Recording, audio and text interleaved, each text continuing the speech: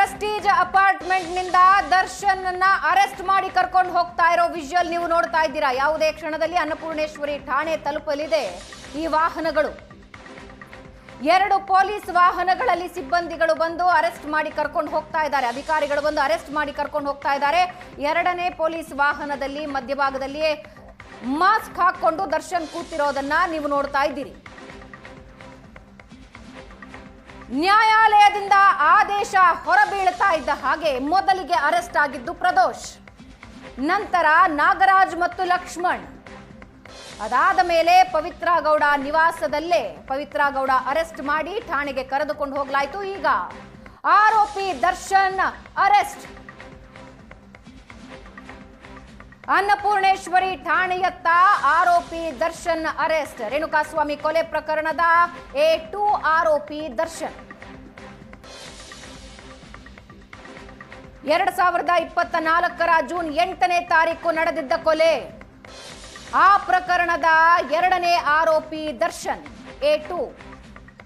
A1 ಆರೋಪಿ ಪವಿತ್ರ ಗೌಡ ಈಗಾಗಲೇ ಅನ್ನಪೂರ್ಣೇಶ್ವರಿ ನಗರ police ಠಾಣೆಯಲ್ಲಿ ಇದ್ದು ಪವಿತ್ರ ಗೌಡ ಜೊತೆಗೆ ನಾಗರಾಜ್, ಲಕ್ಷ್ಮಣ್ ಮತ್ತು ಪ್ರದೋಷ್ ಕೂಡ ಇದ್ದಾರೆ.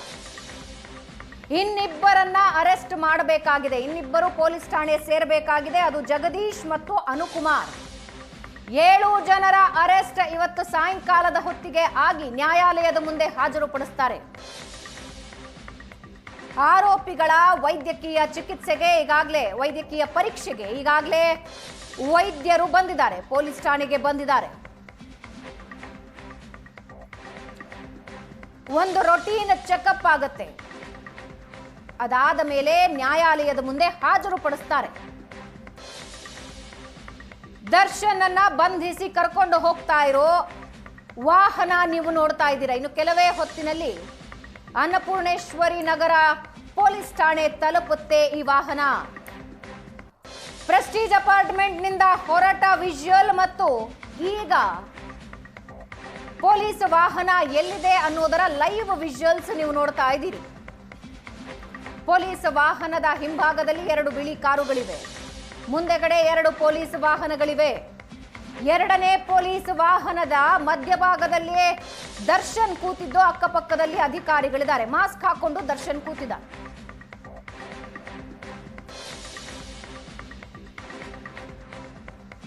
ಕೊಲೆ ಕೇಸ್ನಲ್ಲಿ ನಟ ದರ್ಶನ್ ಮತ್ತೆ ಅರೆಸ್ಟ್ ಆಗಿದ್ದು ನ್ಯಾಯಾಲಯದ ಮುಂದೆ ಹಾಜರುಪಡಿಸಲಾಗುತ್ತೆ. ಕೊಲೆ ಆರೋಪಿ ದರ್ಶನ್ ಅರೆಸ್ಟ್ ಮಾಡಿ ಕರ್ಕೊಂಡು ಹೋಗ್ತಾ ಇರೋ ದೃಶ್ಯವನ್ನ ನೀವು ನೋಡ್ತಾ ಇದ್ದೀರಿ.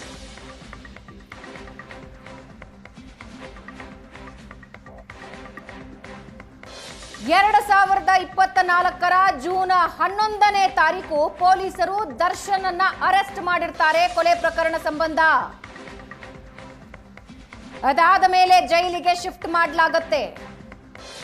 ಅಲ್ಲಿ ರಾಜಾತಿಥ್ಯದ ವಿಜುವಲ್ಸ್ ಹೊರಗೆ ಬರುತ್ತೆ. ಬಳ್ಳಾರಿ ಜೈಲಿಗೆ ಶಿಫ್ಟ್ ಆಗ್ತಾರೆ. ಅದಾದ ಮೇಲೆ ಬೇಲ್ ಸಿಗುತ್ತೆ. ಬೆನ್ನು ನೋವಿದೆ, ಆಪರೇಷನ್ ಆಗದೇ ಇದ್ರೆ ಮುಂದಿನ ದಿನಗಳಲ್ಲಿ ಬಹಳ ಕಷ್ಟ ಆಗುತ್ತೆ, ಪ್ಯಾರಾಲಿಸಿಸ್ ಆಗೋ ಸಾಧ್ಯತೆ ಇದೆ ಅಂತ ಕೋರ್ಟಿನ ಮೊರೆ ಹೋಗಿದ್ದ ದರ್ಶನ್ಗೆ ಬೇಲ್ ಸಿಗುತ್ತೆ. ಬೇಲ್ ಸಿಕ್ಕ ನಂತರ ಶೂಟಿಂಗ್ ನಲ್ಲಿ ಬ್ಯುಸಿಯಾದ ದರ್ಶನ್ ಇತ್ತೀಚೆಗೆ ಥೈಲ್ಯಾಂಡ್ ನ ಫುಕೆಟ್ಗೆ ಹೋಗಿ ಅಲ್ಲಿ ಶೂಟಿಂಗ್ ನಲ್ಲಿ ಭಾಗಿಯಾಗಿದ್ರು. ವಾಪಸ್ ಬೆಂಗಳೂರಿಗೆ ಬಂದ ನಂತರ ಟೆಂಪಲ್ ರನ್ ಆಗಿತ್ತು. ಇವತ್ತು ಬೆಳಗ್ಗೆ ಚಾಮರಾಜನಗರಕ್ಕೆ ಹೋಗಲಾಗಿತ್ತು. ಚಾಮರಾಜನಗರ ದಾಟಿ ಚೆಕ್ ಪೋಸ್ಟ್ ದಾಟಿ ಹೋದ ಸಿಸಿಟಿವಿ ವಿಜುವಲ್ ಅನ್ನ ಕೂಡ ನೀವು ನೋಡಿದ್ರಿ.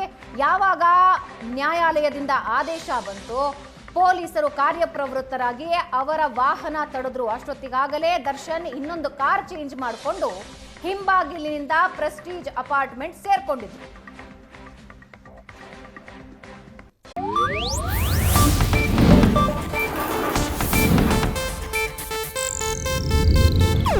ಇದು ಏಷ್ಯಾನೆಟ್ ನ್ಯೂಸ್ ನೆಟ್ವರ್ಕ್ ಪ್ರಸ್ತುತಿ.